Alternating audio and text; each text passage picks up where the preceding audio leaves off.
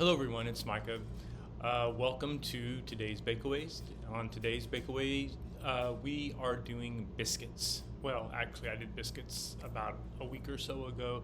I'm just now getting around to recording the video where I document it. So the only thing more exciting than making biscuits, which practically every household in the US has experienced at one point or another, the only thing more exciting than that is waiting a week and then talking about it for 20 minutes, but that's what I'm going to do because I'm committed to documenting my baking journey. And this is my first time making any kind of bread from scratch. And so of course that includes biscuits themselves. So this is my first time working with dough. And I learned a few things about myself during this bake. And although self-discovery wasn't one of my main goals when I started this, it's turning out that, everything that you do in life sort of gets you more in touch with who you are. And so without getting too philosophical, let's just dive into it. First off, I have to give credit where credit is due. This came from the Craft C video instructional series that's on Great Courses Plus with, in this particular lecture series was helmed by Zoe Francois.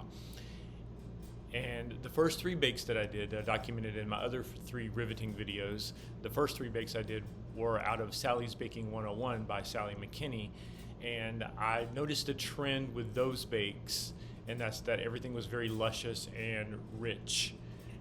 And with these bakes from Zoe Francois, and I think maybe it's also maybe not necessarily her baking personality per se, but it's more so because this is an instructional series, it's a little more straight-laced.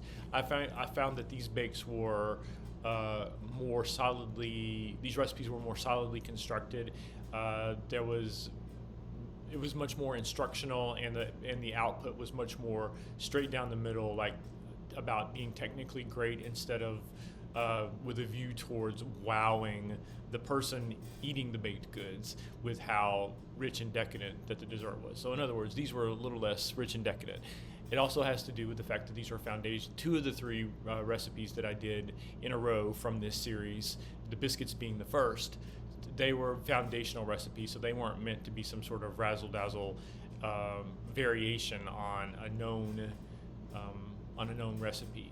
So with all that being said, I made biscuits, and the next two bakes after this were also coming from this series. So we're gonna go down this rabbit hole of this instructional series, and so this was biscuits. So more to come in a later video, but as of the time of at this point in my baking evolution, I was committed to the idea of a pre-mise en place, and I'm going to stop there and say that is the last time I'm going to use that phrase in this video. This is the French phrase that means everything in its place, for those of you who don't know, which is a principle of baking and cooking where you get everything prepared before you start actually doing the cooking. And I realized in the other videos that I said that French phrase maybe 20 or 30 times per video, and I got really annoyed with myself. So if you haven't watched those videos, and you do watch those videos, and you get really annoyed and start rolling your eyes, please don't type the comment, please stop saying mise en place, because I learned my lesson and I'm going to try to limit my usage of that term. But in my mind, I wanted to be super organized, and there's no degree of organization that you can show me that I can't add a level of organization to it. And this was my attempt at this. This is the pre, and I'll call it MEP to abbreviate it. This is my pre-MEP, and this involves pulling out all the ingredients and all the tools that I'm going to need in advance of measuring them out and using them. So that worked reasonably well because the biscuits have relatively few ingredients. But you see here all the ingredients and the tools: buttermilk, flour, cake flour, which may come as a surprise to some people, salt, baking powder, and sugar, and then all the various accoutrements and the sifter and the bowls and ramekins and measuring cups and spoons and scale. One improvement I hope will work out better in this video, starting with this video, is I've made the screen that I'm presenting on larger. I realized I was describing all kinds of things that nobody could see in the other videos because I had the teeny tiny corner screen, and so hopefully this will be a little more visible. But I'll continue to like insert photos into the video as full screen shots whenever I feel like it works and benefits. So I'm still learning how best to present this. But this was my pre-MEP. And then from there, cubing the butter, I patted myself on the back for figuring out how to cube butter really easily by unwrapping the stick of butter, cutting it lengthwise, top to bottom, and then flipping it 90 degrees and cutting it lengthwise again, and then cutting off as if I were cutting off fairly thick pats of butter in order to get it into those cubes. So that's how I cut my butter. And this is the butter in the bowl. I was, as you can see, very proud of this little innovation that I came up with on my own, and I'm sure no one has ever done before. And here's me sifting the flour. This is also an evolution in my journey about how to do things effectively. I've now learned that if I want to sift flour, and you can feel free to further coach me on this. The problem is when you see recipes and you see people cooking and baking on TV, you see them with the already prepped ingredients. So a lot of times you don't get that instruction about how to do the prep exactly. And so I'm still learning, but one thing I have learned is to measure the flour into one bowl, or anything that needs to be sifted into one bowl, and then have the sifter sitting in a larger bowl that's so big, too big if possible, so that there's not any spillage, and then you can sift from there. So that was that step. I believe this was also the other dry ingredients mixed in with the flour, whisked in first, and then sifted all together.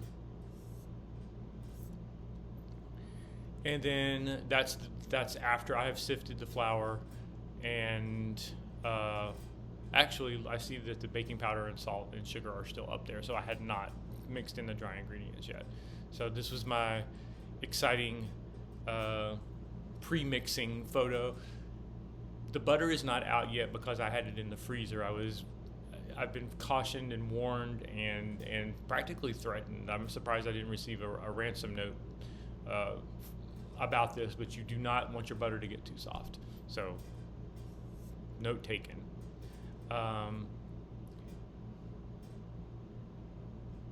Oh, you know what? It looks like I actually put everything in the fridge for extra insurance after I had already.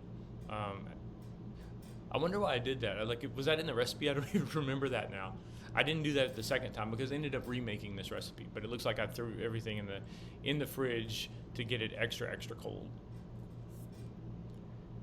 And then here's all of my dry ingredients mixed together, and then here is where I've put the butter in, and you can see the pastry blender. Well, I don't know, it's not very distinct in this photo. It sort of blends into the background a little bit, but the pastry blender is to the right of the bowl there, and this was right before I started cutting in the butter. And this is the step that made me very nervous because I'd never done it before.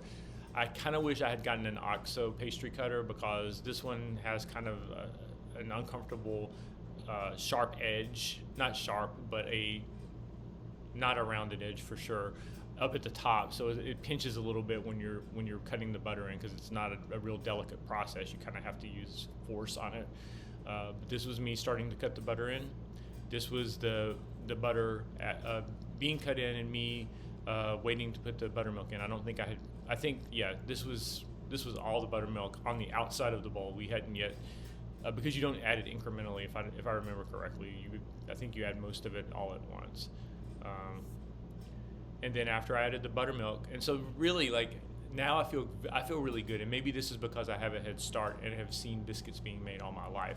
This seemed very much like second nature to me. This is one of those things where I don't have a lot of heritage when it comes to culinary. Food was not a big part of the culture of me growing up. I mean, of course we ate certain things, and it ended up being a big part of my life inadvertently, but we didn't gather around the kitchen and we didn't discuss recipes, and my mother didn't make food preparation anything more than a chore. Like her being in the kitchen and making food, there was no more call for me to talk to her or for her to show me stuff. Then it would have been just as awkward as me crowding around the bathroom sink and having her explain to me how she brushes her teeth. It just wasn't a thing in our household. And so anyway, so I say all that to say that although my mother made biscuits, she made soda biscuits. She didn't make buttermilk biscuits. But I saw them being made. I wasn't really ever coached through the process or anything like that. But this feels the most like something that I had passed down to me. If there's no other sort of culinary technique that was somehow kind of through osmosis passed down to me, it was biscuit making. So as I was doing this, all felt very natural to me, which is something I never say when I'm cooking. I learned almost everything I know as a grown-up. And then this is me with my standard, look what a mess I made picture after rolling out the dough. And you can see I used a cup over on the side, a floured drink cup to cut out the biscuits. It looks like I got really, really into the biscuit making. And of course my hands were covered with flour too, so I was a little hesitant to grab my phone and take a picture. So you missed all the fun stuff where I rolled out the dough and cut out the biscuits. But basically once you turn out the mixed dough onto the counter and you really just pull it together and you rolled it out just the tiniest bit because you don't want anything to get too warm. And these are my biscuits in the oven. You can see they're a little misshapen, and they became even more misshapen as time went on, which was wonderful. So in the very back you can see two excellently formed biscuits with lots of nice layers. The rest of them, you can see them progressively go downhill. And the reason for this was that I was trying really hard not to fuss with the dough and make the biscuits tough. So you can almost literally see how they're kind of cobbled together. This is where I cut the circles out of the biscuit dough, then I too gently pushed them together, and then I didn't seal up any of the cracks or the fissures from where I was just really cobbling together the pieces of the dough that were left after I cut out the initial biscuits. So you can see how the structure deteriorated on the others. The other thing that I noticed was that the butter was seeping out of the bottom of the biscuits and I could see it sizzling and cooking on the parchment paper. So that was, and this one is turned sideways, but do your head like this and you can see how they came out. And there are two really, really nice biscuits in this batch from a structural standpoint. And again, the other thing that happened was that I had to bake the biscuits for 10 minutes longer than the recipe said. The recipe called for 15 minutes, which I think is pretty standard for a biscuit recipe. And but I think my oven runs really, really cool, and it ran exceptionally cool in this recipe. I was supposed to be at 425, I think, and the oven dipped down to 339. And I freaked out. I'm like, they're not going to, the biscuits aren't going to rise. And I think that's another reason why the butter was seeping out and bubbling on the parchment as opposed to providing the rise to the biscuits, which is another reason why I think some of them came out a little flatter. But the one thing was that I think I may have kept fussed with the dough just a little bit too long, even though I was trying really hard not to. The other factor here is I wonder if the oven temperature was too low and the butter escaped before it had a chance to pop and release steam into the biscuit and make the biscuits rise. So they didn't look the best. I took a close-up picture of one of the nice ones. So that's the last picture of that bake. The biscuits, I wish I had a picture of where I had pulled the biscuit apart so you could see the layers and so forth. Although they didn't look the best, the biscuits tasted phenomenal. It was probably one of the, if not the best biscuit I'd ever tasted in my life. And I credit that to the balance of ingredients in the recipe. The unusual aspects of the ingredients, from what I understand, because I'm no biscuit expert, was basically two things. Number one, this was made with half cake flour and half all-purpose flour. That helped reinsure that the biscuits were tender. That counteracts the effect of any excess working of the dough that you would do when you had it out on the counter, forming it and cutting out the dough. So they were indeed very tender. And the other thing was the addition of a small amount of sugar, which you didn't really taste in here. With as few views as I have in my videos, I hate like making this sort of having this almost delusional stance that, well, if you're watching from overseas, but just, because this is a global platform ultimately, if you're watching from overseas, Americans do tend to put sugar in bread pretty frequently. Our palate is kind of accustomed to having a little bit of sugar in even the most savory of foods. So, but this is an American food to start with, so you might not even know the difference. But in case you're wondering about putting sugar in a savory quick bread like this biscuit, that is not necessarily standard, but it's also not unheard of. But I did note that, and I really thought that it helped add some balance to the recipe, because biscuits can be buttermilk biscuits can be a little bit sour from the flavor of the buttermilk, and they can also be a bit doughy and flat tasting from the fact that there's nothing to flavor it except for the flour and the flour and the butter. So the sugar kind of does add a little extra rounding out of the flavor to make it feel very clean and nice and balanced on the palate. At least that's my interpretation of what I was tasting. But the biscuits were so tender and really, really delicious. So I was happy with this as a first bake for biscuits. And then a few days later, I made a second batch of biscuits. And the other thing that I'm always monitoring with these bakes is my time. The first bake, I believe it took me about an hour to do the MEP, and then it took me about another half hour to do maybe about 15-20 minutes from starting the process of prepping the biscuits, getting them rolled out, cut in the oven. I think that was about maybe 20 minutes.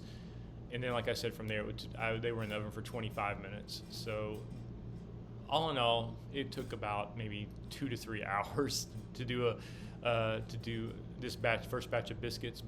But I felt so good about how they turned out, and I wanted some more. So I made another batch a few days later, and on my second attempt, I got through from start to finish with completely baked biscuits within 1 hour, which is a huge improvement and a huge milestone for me. So the second batch of biscuits turned out much better structurally, not perfect still, but much better, and they tasted just as good. I took a little less care with my MEP, and I'll get more into that in future videos, because I did have a revelation about how I was doing my prep work. But all in all, very successful bake, a nice little biscuit there, and it was certainly very tasty. I had an excellent breakfast with my second batch of biscuits the same morning that I baked them. I wonder if I have it in my camera roll.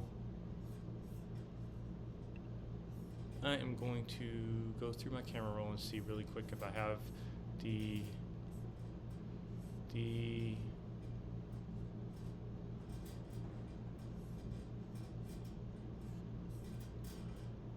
oh yeah, I do.